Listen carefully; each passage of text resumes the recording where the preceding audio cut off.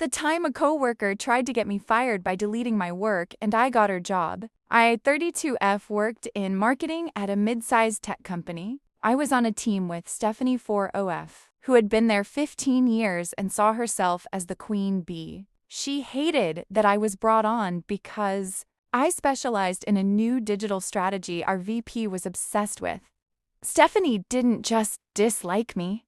She actively sabotaged me. She'd forget to invite me to client meetings, subtly criticize my clothes to our boss, and constantly move things on my desk to make me look disorganized. The sabotage, the missing deliverables.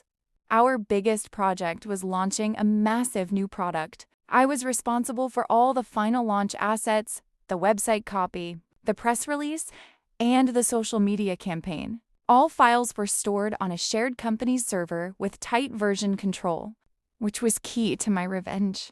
The day before the launch, I worked late, triple-checking everything. It was all there, final and approved. The next morning, I came in to mass panic. All my final files were gone. The folders were empty. The VP was furious, and Stephanie, looking utterly smug, suggested, "Maybe she didn't actually finish them, sir. She's new." I was hauled into a meeting with the VP and HR.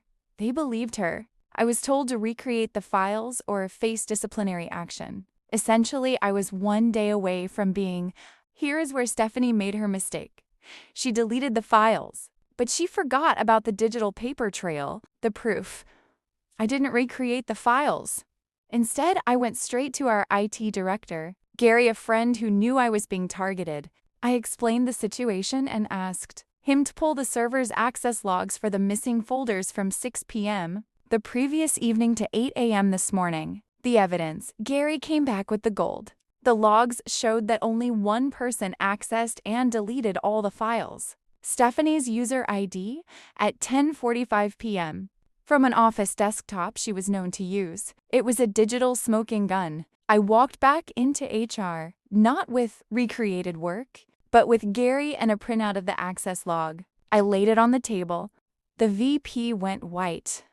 Stephanie, who was sitting there smugly, saw the sheet and tried to grab it, but HR swatted her hand away. Stephanie was fired on the spot for malicious destruction of company property and gross misconduct. They didn't even let her go back to her desk.